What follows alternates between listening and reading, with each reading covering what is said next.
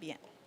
Bueno, muy buenas tardes a todos y a todas. Como sabrán y les hemos comunicado, el día de hoy sostuvimos una reunión del Comité Político y posteriormente del Comité Político Ampliado, que es la reunión que realizamos con los presidentes y presidentas de todos los partidos oficialistas, ¿no? Queremos destacar, obviamente, la relevancia de esta reunión, la valoración y el agradecimiento también a la unidad de los partidos oficialistas, las bancadas parlamentarias oficialistas que concurrieron con su respaldo absoluto a la votación favorable de la idea de legislar la reforma tributaria. Por cierto, tuvimos una larga conversación con los partidos oficialistas donde lo importante, el respaldo para poder encontrar los caminos que nos permitan recuperar lo esencial, ¿no? Tras lo que sucedió el día de ayer con la votación de la reforma tributaria, que es encontrar los caminos para poder financiar aquellas ayudas sociales que se pusieron en riesgo el día de ayer. Todos saben que la reforma tributaria estuvo diseñada con un importante debate prelegislativo durante 3 meses en distintas regiones, lideradas por el ministro Mario Marcel, que me acompaña. Luego 6 meses de discusión y de debate en el Congreso Nacional, 8 meses. Gracias, me corrige el ministro de Hacienda. 8 meses de discusión y debate legislativo en el Congreso Nacional. En la Comisión de Hacienda además se presentaron alrededor de 90 indicaciones para recoger no solamente las propuestas, opiniones y observaciones de quienes participaron de la sociedad civil, gremios, sino que también del mundo político, que vinieron a mejorar el proyecto de reforma tributaria, sino que además, adicionado a eso, mostramos apertura y así lo transmitimos en todas las conversaciones a través de nuestros ministros de ir todavía mejorando más el proyecto, resguardando, por cierto, los principios que son fundamentales, ¿no? Que aquellos que tienen más puedan pagar los impuestos correspondientes para poder financiar y contar con los recursos para financiar el aumento de las pensiones, los 250.000 pesos, la PGU, fortalecer la salud pública, particularmente lo que es la atención primaria con el aumento del per cápita, todo lo que dice relación con disminuir los tiempos de espera en las listas de espera, todo lo que dice relación con la seguridad y la dotación policial y el financiamiento de comisaría, todo lo que es el apoyo a las pymes, y el ministro podrá detallar todo lo que te contaba la reforma tributaria para financiar, ¿no? Que era pensando en los trabajadores y trabajadoras, en los derechos sociales, en el emprendimiento, en los incentivos para la inversión, etcétera, etcétera. Y en ese sentido, obviamente, reiteramos la valoración del respaldo de los partidos y sus bancadas parlamentarias para seguir buscando un camino que nos permita dar esa solución, ¿no? Porque ahí está la centralidad de este debate, encontrar las respuestas que la ciudadanía está esperando, no gallitos políticos, no peleas por la prensa, no la lógica revanchista ni de vendetta, sino que ponernos a disposición todos y todas de encontrar los caminos que nos permitan mejorar las condiciones de vida de nuestra gente, ¿no? Y en todos los territorios de nuestro país. Por eso nosotros con esa esperanza y con ese compromiso de trabajo vamos a estar el día de hoy, mañana y todo el tiempo que sea necesario para poder encontrar, pensando en la gente, ¿cierto?, las soluciones que nos permitan llegar con esas respuestas lo antes posible a nuestros compatriotas. Les dejo la palabra al ministro Mario Marcel, que podrá además explicar con mayor detalle y precisar, ¿cierto?, algunos elementos que contenía la reforma tributaria y que es importante comunicar a la ciudadanía, porque el debate hoy día, siendo acalorado, ¿cierto?, a veces nos quedamos simplemente con titulares, o con frases más fáciles que pueden pegar, pero también hay que hacer mucho de pedagogía en esto y explicar a la ciudadanía que las reformas tributarias no son solamente temas técnicos, son sumamente relevantes para el avance hacia el desarrollo, que es lo que buscamos todos y todas, y con rostro humano, ¿no? El desarrollo no es solamente macroeconomía, sino que tiene que ver con cómo mejoramos las condiciones de vida en materia de derechos sociales de nuestros compatriotas. Ministro. Muy bien, muchas gracias, ministra. Quisiera partir por agregar en los agradecimientos respecto de la votación de ayer a la bancada de la Democracia Cristiana, que apoyó el proyecto de reforma tributaria. Y con esto, ¿cierto?, recordar que siempre nos hemos encontrado cuando se trata de iniciativas que fortalecen la justicia social en Chile. Así que muchas gracias también a los diputados y diputadas de la democracia cristiana. En cuanto al contenido del proyecto y el significado del rechazo a la idea de legislar, creo que lo primero es recordar qué es lo que significa rechazar la idea de legislar.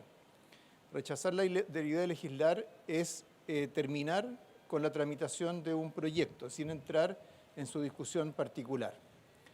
Significa que se considera que no hay que legislar sobre la materia, no es conveniente legislar, y cuando se rechaza la idea de legislar, se rechaza todo el contenido de un proyecto. Y por lo tanto, y dado las limitaciones que existen para insistir sobre un proyecto, dado que no se puede volver a presentar un proyecto como ese hasta dentro de un año, significa que también se impide que sus componentes puedan volver a ser discutidos de manera separada en esa instancia. Esto significa entonces que con el rechazo a la idea de legislar, se rechazó, por ejemplo, la gradualidad en el incremento de la tasa que afecta, la tasa de impuesto a la renta que afecta a las pequeñas y medianas empresas. El proyecto contemplaba dar una gradualidad hasta el año 2025 respecto de un incremento que dejó legislado el gobierno anterior, que determinaba que esta tasa subiera de 10 a 25% durante este año. Al rechazarse la idea de legislar, lo que va a ocurrir es precisamente eso, que la tasa del impuesto a la renta para las pymes va a subir de 10 a 25% de inmediato.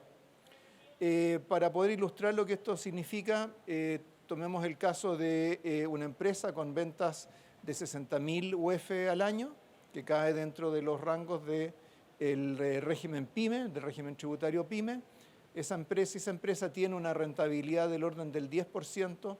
Eso significa que en los próximos 2 años esa empresa va a pagar 36 millones de pesos más de impuestos respecto de lo que determinaba el proyecto de reforma tributaria. Doy este ejemplo porque ayer se dijo muchas veces, se repitió muchas veces, que la reforma tributaria sería dañina para las pymes y que se rechazaba la idea de legislar para apoyar a las pymes. La verdad es que más allá de las opiniones que uno tuviera respecto de tal o cual medida, en qué medida apoyaba o beneficiaba a las pymes, el rechazo a la idea de legislar significa un perjuicio inmediato y muy concreto. Junto con esto, también significó el rechazar la idea de legislar, significa que muchas de las iniciativas para reducir la evasión y la elusión no van a poder aprobarse, no van a poder aplicarse. Por lo tanto, el uso de esos mecanismos de elusión va a seguir estando vigente, se va a poder seguir aprovechando por las personas que los utilizan. Un ejemplo de esto es que en la actualidad, cuando hay una inversión en un paraíso tributario, hay un límite de 2.400 UF, a partir del cual hay que declarar la renta proveniente de las inversiones en ese paraíso tributario. Como ese es un límite que se establece por persona, entonces lo que ocurre es que hay familias que hacen inversiones, cada una de las personas de esa familia, por hasta 2.400 UF, y así ninguno de ellos tiene que declarar o pagar impuestos por esas rentas. Ese es un mecanismo que seguirá estando vigente como producto del rechazo de la idea de legislar. También en el ámbito de las pymes se creaba un sistema muy favorable para la creación de nuevas empresas. Ahí, ¿cierto?, nos interesa que haya más emprendedores y también que se formalicen las empresas informales. Había un mecanismo específicamente dirigido a esto, es cierto que era una rebaja del 100% del IVA durante los primeros 6 meses del funcionamiento de una nueva empresa. Luego eso se reducía al 50% y finalmente al 25% hasta completar un periodo de 2 años. O sea, había un periodo de 2 años en el cual una nueva empresa pagaría menos IVA y eso facilitaba o era un incentivo a la creación de nuevas empresas y un incentivo a la formalización de empresas informales. Por supuesto, también con el rechazo a la idea de legislar. No existe financiamiento en este momento para muchas de las iniciativas de gasto que estaban contempladas en el proyecto. Una reforma tributaria, uno siempre tiene que entenderla como compuesta de una parte de ingresos y una parte de gastos. Y de la reforma tributaria, del proyecto de reforma tributaria que se discutía ayer, aproximadamente la mitad de su recaudación iría a financiar, por ejemplo, el incremento de la pensión garantizada universal. La decisión de los parlamentarios que votaron mayoritariamente en contra de la idea de legislar deja sin financiamiento ese incremento de la PGU.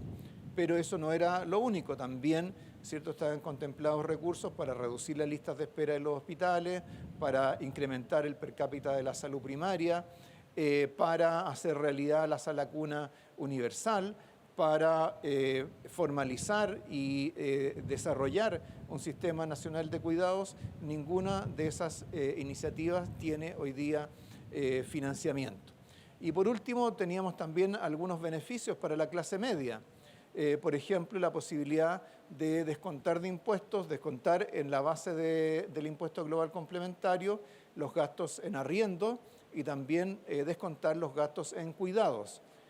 Ambas medidas fueron rechazadas junto con la idea de legislar sobre la reforma tributaria y hoy día no van a poder ser una realidad. Pero yo diría que, y para terminar con esta introducción un poco larga, lo que yo diría es que tenemos que tener claro de que se ha hablado mucho del diálogo, ¿cierto?, en torno a lo que fue la decisión de ayer. El rechazar la idea de legislar es cerrar la puerta al diálogo. Pensemos que en la reforma tributaria, después de la votación general, venían 60 votaciones separadas para cada uno de distintos componentes del proyecto de reforma tributaria.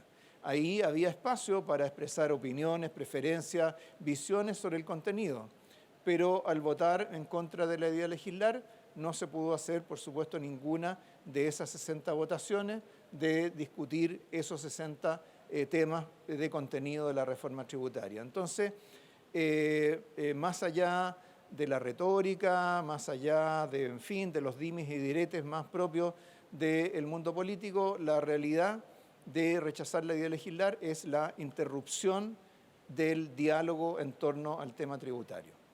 Quedo ahora disponible para sus preguntas. Hola, buenas tardes, ministros. Pregunta para el ministro de Hacienda. En la práctica, ministro, ¿qué está dispuesto el gobierno a negociar para aprobar la reforma tributaria y conseguir el financiamiento que necesita para parte de su programa? Por ejemplo, el impuesto al patrimonio, porque hoy está claro que si se mantiene la misma propuesta, los apoyos necesarios no están.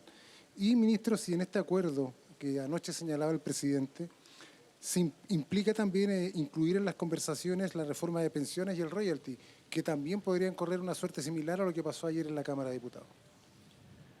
Bueno, el gobierno en relación a la reforma tributaria ha tenido disposición a dialogar durante toda su tramitación y, por cierto, la tenía para los pasos que siguieran a la aprobación en la Cámara de Diputados, que finalmente no se produjo.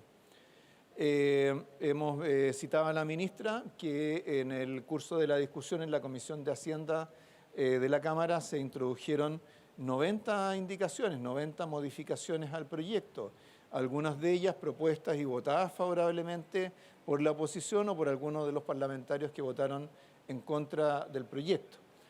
Así que para nosotros ese diálogo y esa disposición a flexibilizar el proyecto no terminaba con la votación de ayer, continuaría, ¿cierto?, en lo que fueran sus etapas siguientes de trámite. Lo que ocurre hoy día es que, dadas las restricciones que impone el rechazo a la idea de legislar, al hecho de que no se puede presentar el mismo proyecto hasta un año más tarde, eso establece o limita mucho los medios para generar ese diálogo, los espacios para generar ese diálogo y cómo canalizarlo. Entonces, ese es un primer tema que hay que resolver, que probablemente no esté en la mano del gobierno solo resolver. El presidente ya ha expresado su voluntad en la materia, fue muy claro en su intervención de anoche. No está tan claro en el caso de particularmente de la oposición. Veremos qué es lo que se señala en los próximos días. Pero primero creo que tenemos que definir un espacio y un procedimiento a través del cual se pueda hacer esta discusión que sea viable desde el punto de vista legislativo. ¿Eso incluye también pensiones y royalty? El royalty minero está para votarse, está para votación en la Comisión de Hacienda del Senado en los próximos días. Y en el caso de la reforma previsional, por supuesto, está en una etapa bastante más temprana de tramitación. Cada uno de esos proyectos, particularmente en el royalty minero, concurriremos a él, ¿cierto? Siempre con esta misma disposición al diálogo que hemos tenido. De hecho, hemos estado trabajando en algunos temas para incorporar en esta etapa del trámite, pero creemos que en lo que respecta al royalty minero ya ha avanzado lo suficiente la discusión legislativa como para seguir con los pasos que están previstos dentro del procedimiento legislativo. En el caso de la reforma previsional, creo que tenemos que reconocer que hay una disputa ideológica muy profunda en torno al tema previsional.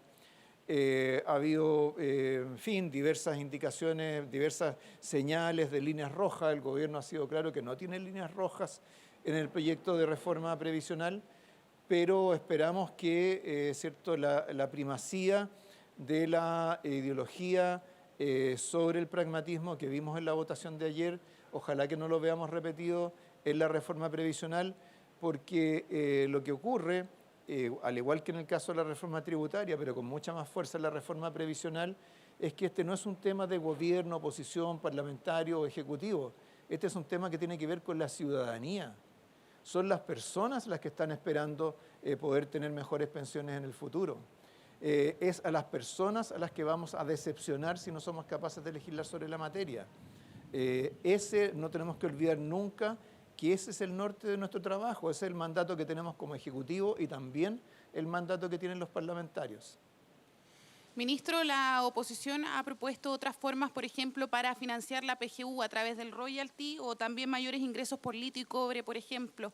¿Esto es viable o derechamente no se puede financiar la PGU con el rechazo a la reforma? En primer lugar, tenemos que recordar que las iniciativas o los temas que financiaba la reforma tributaria iban más allá de la PGU. Entonces, el tema de la reforma tributaria no se reduce a la PGU. Mencionaba yo que la PGU representaba más o menos la mitad del destino de los recursos del proyecto tal como se presentó ayer. Por lo tanto, hay otra mitad que es muy importante, que tiene que ver, ¿cierto?, con la lista de espera en los hospitales, con la sala cuna, el acceso a la sala cuna, con los recursos para regiones, municipios. Todo eso, ¿cierto?, es parte de la reforma tributaria. No conozco exactamente las propuestas que usted menciona. Lo que sí recuerdo, y que diría que es exactamente el camino que no deberíamos seguir, lo que sí recuerdo es que en la discusión del proyecto de ley de presupuesto para el 2023, la oposición y muchos de los parlamentarios que ayer votaron en contra de esta reforma tributaria, votaron una indicación a través de la cual se incrementaba la PGU sin ningún financiamiento. Y no solamente eso, sino que después votaron por la admisibilidad de esa indicación, cosa que finalmente perdieron por un voto. Entonces, creo que primero que nada es importante tener claro, es cierto, si cuando exploramos alternativas para financiar todas estas medidas sociales, las estamos pensando siempre dentro de una lógica de responsabilidad fiscal. ¿Ah? Y dentro de la misma lógica de responsabilidad fiscal, tenemos que tener claro que es cierto, el litio nos está entregando ingresos adicionales, afortunadamente, pero no sabemos por cuánto tiempo los ingresos van a permanecer en esas magnitudes. Por lo tanto, financiar algo tan permanente como el aumento de la PGU con ingresos cuya permanencia o cuya persistencia en el tiempo desconocemos, no sería tampoco particularmente responsable. Hola, buenas tardes, ministros. Preguntarles cuál es la autocrítica que hacen en el comité político por las gestiones en el Congreso. ¿Creen que hubo exceso de confianza en cuanto a las gestiones con parlamentarios? Sí, mire, yo creo que cuando uno habla de la autocrítica, el problema que eso tiene es que por muy riguroso que uno sea intelectualmente, desgraciadamente tiende a trasladar la responsabilidad por una votación no al que votó, sino que a algún otro. La responsabilidad por lo que ocurrió ayer no es del gobierno, es porque el gobierno no apretó el botón para votar rechazo a la idea de legislar. Fueron los parlamentarios y parlamentarias que así lo hicieron los que son responsables de esa decisión. Es cierto que a veces hay determinadas circunstancias, datos que influyen, pero yo creo que lo que la ciudadanía espera es que cuando un parlamentario o parlamentaria se enfrenta a una decisión o una pregunta fundamental, como es, ¿cierto?, si legislar o no sobre una reforma tributaria, va a estar respondiendo a esa pregunta. No va a estar preocupado de si qué es lo que dijo tal autoridad, o si le pusieron mala cara, o si no le gustó la barba que yo tenía ese día, sino que va a votar en función de la pregunta que se le está haciendo. La pregunta es, ¿usted cree que existe mérito para legislar en materia tributaria? Yo creo que eso es inescapable. El resto, ¿cierto?, siempre caerá dentro del ámbito del análisis político, etcétera, pero en términos de responsabilidad es quien apretó el botón para rechazar la idea de legislar el que es responsable del resultado de esa votación. Ministra, ayer se vio este rechazo transversal por parte de Chile Vamos. ¿Usted reafirma que la aparición del exmandatario Sebastián Piñera marcó el endurecimiento de la oposición o faltó un mayor diálogo con la oposición?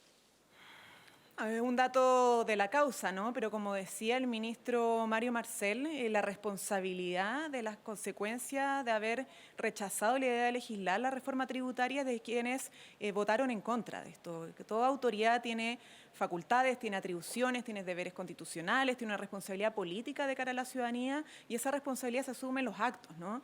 Y uno de los actos fundamentales del Congreso es no solamente debatir, discutir, sino que votar los proyectos de ley, sea a favor, en contra o la abstención. Y lo que ha sucedido es que hubo un rechazo por parte de esos parlamentarios o algunos que por no concurrir a la votación generaron la consecuencia de que no pudiera ser aprobada la idea de legislar a pesar de que tenía una mayoría favorable, ¿no? La votación misma. Entonces, yo quiero insistir en eso, creo que es importante porque esto no es baladí. Ha sido muy claro el ministro de Hacienda, ha sido muy claro el presidente de la República. Lo que buscaba la reforma tributaria no era simplemente una anotación positiva del gobierno respecto a su programa de gobierno. Lo que buscaba la reforma tributaria era financiar beneficios sociales, derechos sociales, financiar más seguridad, financiar mejor salud para las personas, financiar un aumento de pensiones que es urgente. Hay muchos jubilados y jubiladas que no viven con la pensión que reciben. Y eso es lo que se pone en juego al momento de emitir el voto en contra o al momento de no concurrir, estando presente en el Congreso Nacional a la sala a votar. Esa es la consecuencia de las autoridades políticas que participaron en el día de la votación de ayer. Respaldo además, y todo lo que hemos podido ver del despliegue, son hechos, no palabras. Tanto el ministro de Hacienda como la ministra de Sexpress estuvieron meses trabajando en esto, meses dialogando, discutiendo, haciendo modificaciones al proyecto de ley, conversando con todos y todas sobre la reforma tributaria, planteando en la prensa, en reuniones, con cada uno de los parlamentarios y parlamentarias. Y aún así primó lamentablemente una posición ideológica más que el pragmatismo, ¿cierto? Y la necesidad de poner en el centro a las personas el día de ayer. Ministra, ¿pero usted vio una influencia del expresidente Sebastián Piñera en esta votación? Como le decía, es un dato de la causa, es evidente a todas luces, pero quienes emiten el voto tienen la responsabilidad final de esto, ¿no? Y yo creo que no podemos perder de vista aquello, ¿no? Los parlamentarios que rechazaron o que no concurrieron a la votación fueron los responsables de que esta idea de legislar no se aprobara en el Congreso. Ahora bien, quiero insistir en esto y transmitirle tranquilidad a la ciudadanía también. Lo señaló el presidente, vamos a buscar todos los caminos que estén a la mano para tener un sistema tributario no solamente progresivo, sino que nos permita recaudar lo que requerimos para financiar estas ayudas sociales. Así que vamos a empeñarnos en eso, esa es la centralidad y esperamos que en ese camino volvamos a encontrarnos, ¿cierto?, con todos los parlamentarios y parlamentarias que en algún momento también se abrieron a legislar otros proyectos de ley que fueron aprobados en el Congreso.